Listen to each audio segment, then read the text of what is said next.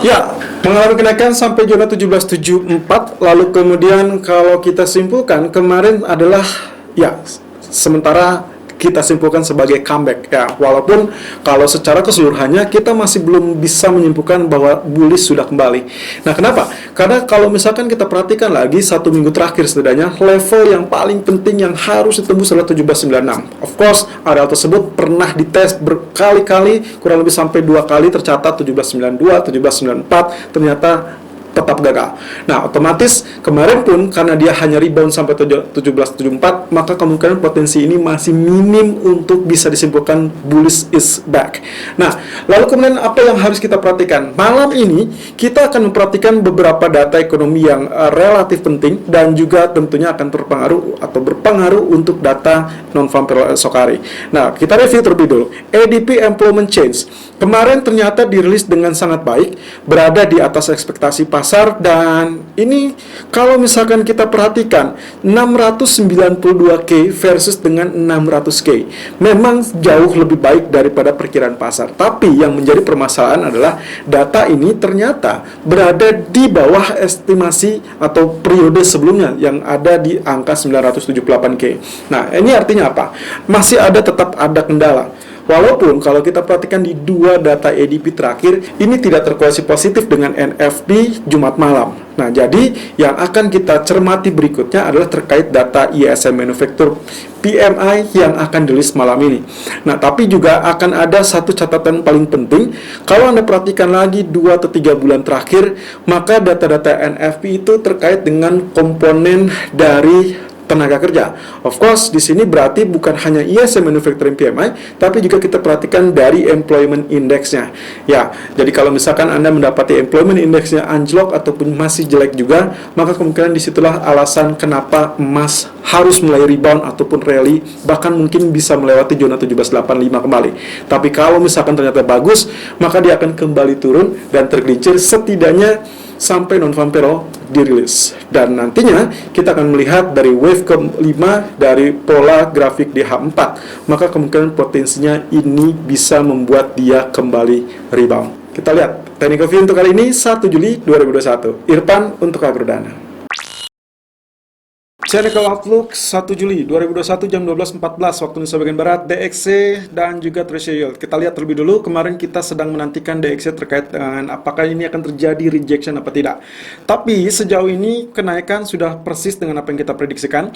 Karena Anda lihat sendiri pergerakannya naik, swing high-nya, kemudian keluar dari zona sideway, kemudian sekarang pun sedang penentuan ya, apakah dia tembus atau memang ini akan terjadi rejection. Kenapa? Kalau kita asumsikan di sini bagian paling kanan ya, diasumsikannya sebagai bagian double top, maka seharusnya akan terjadi rejection, berarti dia akan mengalami penurunan. Nah, yang menjadi masalah adalah kita belum tahu apakah trigger ini akan didapatkan nanti malam apa tidak. Tapi sebelum itu, masalahnya juga kita sedang mendapati bahwa MACD kembali berbalik dan ini kembali menguat ya.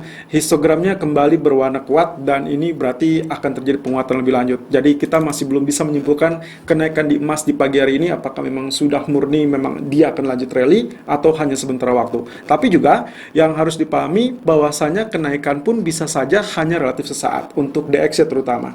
Jadi kita masih tetap 50-50 di area ini di sesi Asia, tetap hati-hati ya. Kemudian kalau kita kembali di grafik daily chart, maka kemungkinan potensi ini pun masih tetap menghantui apakah dia akan terjadi head and shoulder secara overall atau keseluruhan ya, tren seperti ini, atau memang persis dengan apa yang terjadi di jalur H4 tadi ya. Ini swingnya sama, tapi ya kalau dilihat dari candlestick daily kemarin ditutup dengan bullish candle, maka seharusnya ini akan terjadi kenaikan lanjutan teman-teman ya. Jadi ini kemungkinan penguatan untuk US dollar masih akan tetap kentara, dan saya rasa 93 kita patut perhatikan, kita patut cermati karena dia sekarang berada 92.43 equal dengan bagian kiri ataupun bagian yang terdekat ya.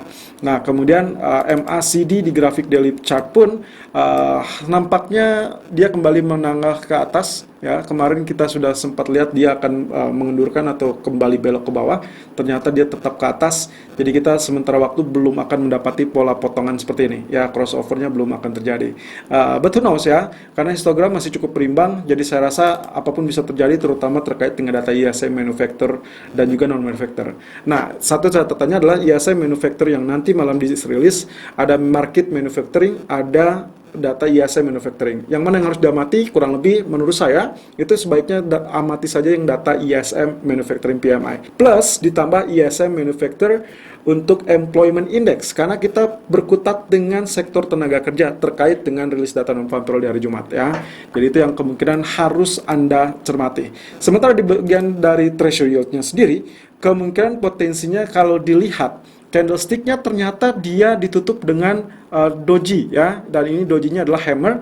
Jadi setelah penurunan ini lalu kemudian dia sempat turun tapi kembali lagi dan ditutup dengan doji, maka hari ini pun dia akan diprediksikan atau diperkirakan akan mengalami kenaikan. Walaupun lagi-lagi kita tinggal berharap bahwasannya areal garis merah ini tetap akan menahan. Jadi dia akan tetap berkutat dan semakin mengerucut.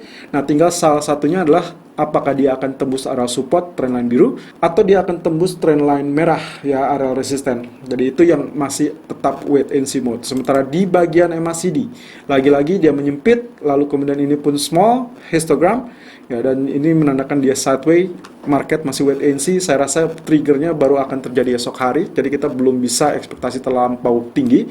Tapi di grafik 4-nya ini sudah sesuai dengan skenario kita kemarin, tertahan di zona resisten, bertepatan dengan area historical price maupun areal trendline biru. Nah, tinggal sekarang menjadi masalah adalah terkait dengan hal kenaikan ini. Apakah dia akan kembali naik lalu kemudian tembus lagi ya? Sementara ini saya hapus saja trendline yang bagian bawah, jadi kita tinggal menggunakan areal ini. Ya, ini masih dalam zona-zona sideways dan tetap waspada. Bisa saja nanti polanya dia akan mengalami penurunan seperti itu, mengejar areal ini, atau dia mendobrak areal resisten. Nah, di MACD-nya kalau kita lihat ternyata dia sudah mau berbalik arah ya. Jadi ini yang mengakibatkan kemungkinan bisa saja dia cross seperti ini, lalu kemudian ini sudah pudar dan nantinya tinggal tunggu saja semakin kuat kalau dia berada di atas 0%. Technical view gold 1 Juli 2021 jam 12.19 waktu Indonesia bagian barat. Highs 1776.50 dan low 1765.40. Sementara running price kembali 1774.00. Ya, agak sedikit mengkhawatirkan karena SL pagi tadi sudah hampir ditembus atau sudah hampir dikenakan ya. SL kita berada di zona 1777.70. Ya, ini adalah areal yang kenapa saya pilih, karena beberapa waktu yang lalu atau 2 atau 3 hari yang lalu lebih tepatnya, sebelum dia mendobrak areal 1767 dia tertahan di zona-zona yang ini ya, 1775 sampai 1778. Nah, kemudian kalau dilihat dari arealnya, areal selnya nampaknya kalau misalkan Anda ya, saya rasa kalaupun nantinya kena SL, begitu Anda melihat tayangan ini, Anda berhenti terlebih dulu dan saya sarankan simak terlebih dulu data Amerika nanti malam. Karena bisa saja di situ kita akan mendapatkan clue-nya. Terutama kalau kita lihat dari outlook dolar ataupun treasury yield, kecenderungannya mereka sendiri masih memiliki areal yang sideways, dan bahkan untuk US dollar sendiri bisa saja terjadi double top. Nah, kalau itu terjadi maka kemungkinan bisa saja apakah nanti kita switch strateginya menjadi areal buy atau kembali melakukan sell di zona-zona resisten berikutnya. Terkait dengan areal daily, ya ini sebetulnya sesuai dengan perkiraan juga, karena kemarin kita mengharapkan atau sudah memperkirakan bahwasanya di bawah zona 1765 atau 1760 itu adalah banyak rangkaian areal support psikologis yang memungkinkan munculnya demand atau dalam hal ini buyer. Ya, jadi kalau misalkan lihat seperti itu, berarti langkah pertama sudah benar.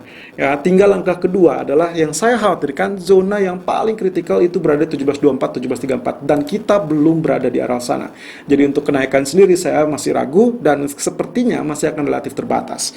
Nah, kemudian yang sedikit menggembirakan adalah terkait dengan kondisi candlestick. Anda lihat di sini candlestick kemarin ditutup dengan bullish candle. Lalu kemudian kalau kita padu padankan dua candle terakhir, yaitu di tanggal 29 dan juga tanggal 30 Juni, maka kita mendapati pola yang namanya bullish harami. Ya, kalau bullish harami seperti ini berarti seharusnya hari ini akan terjadi kenaikan. Betul sekali.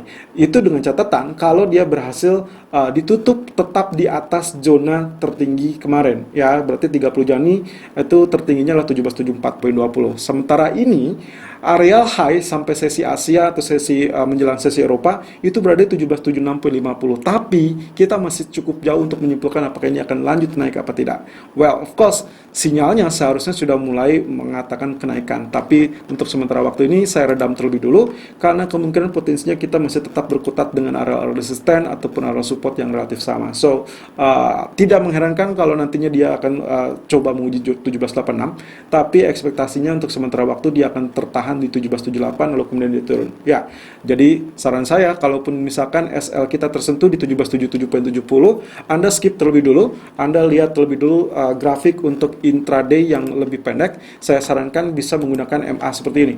Ya, kalau misalkan Anda menggunakannya MA 3 MA seperti ini, crossing berarti Anda bisa follow. Seperti ini kalau misalkan dia cross berarti Anda follow buy, ini cross berarti follow buy, tapi kalau misalkan crossing seperti ini berarti dia bisa melakukan sell.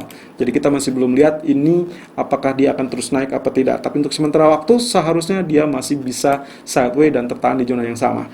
Nah, kemudian kalau kita lihat dari grafik H4-nya, kemarin kita sudah memperkirakan terkait dengan elite wave, wave kelima, dan itu sudah exactly terjadi. 2 hari yang lalu kita sudah sempat uraikan 1, 2, 3, 4, dan ini ada 5. Dan ingat bahwasanya yang kelima itu bisa saja menjadi ABC ya. Jadi ABC-nya bukan zona untuk correction ataupun konsolidasi atau pembalikan atau selesainya dari elite wave, melainkan masih dalam zona wave 5. Jadi wave 5 ini bisa dikatakan kalau kita ukur dari panjang wave 1 yang diperkirakan wave 5 adalah areal yang sama dengan wave 1, maka seharusnya dia memiliki panjang yang sama seperti demikian. Nah, ini juga kita sudah tentukan, Anda tinggal cross check lagi di video yang lalu. Ya, kemudian kalau misalkan seperti ini berarti ini adalah A, B, dan ini nantinya dikhawatirkan dia akan membentuk C-nya adalah turun terlebih dulu, jadi swing low-nya lagi. Walaupun nantinya di sini barulah kita harapkan dia akan terjadi pantulan ya. Dan saya tidak mengatakan bahwa hari ini bisa muncul 1734, tapi who knows, kalau itu muncul berarti itu kemungkinan agak menjadi trigger ya, dengan catatan diharapkan bahwasanya data-data ISM nanti malam termasuk juga NFP sudah diperkirakan akan bagus atau sudah diantisipasi terlebih dulu. Nah, jadi di sini catatan kecilnya adalah Anda lihat di bagian ini kemarin kenapa dia terpantul di 53. Ini adalah small double bottom, dan kalau kita ukur ketinggiannya sebetulnya ini sudah selesai. Ya, ini ketinggian bottomnya, small double bottomnya. Nah, ini adalah breakoutnya, berarti saya seperti ini. Nah, berarti ini sudah selesai. Jadi asumsi saya kita masih bermain di teritori resisten yang mana sebelumnya ini adalah area support ya. Jadi dia masih bisa fail, lalu kemudian ini akan menjadi tail, lalu kemudian dia turun kembali, dan ekspektasinya area support kemarin itu bisa ditembus. Jadi yes, there is probability untuk menciptakan new low. Nah, tapi bisa saja nantinya dia hanya membentuk retest di zona 1764 atau 63, baru nantinya dia terpantau. Itu pun dengan catatan kalau ternyata ISM secara mengejutkan mengecewakan.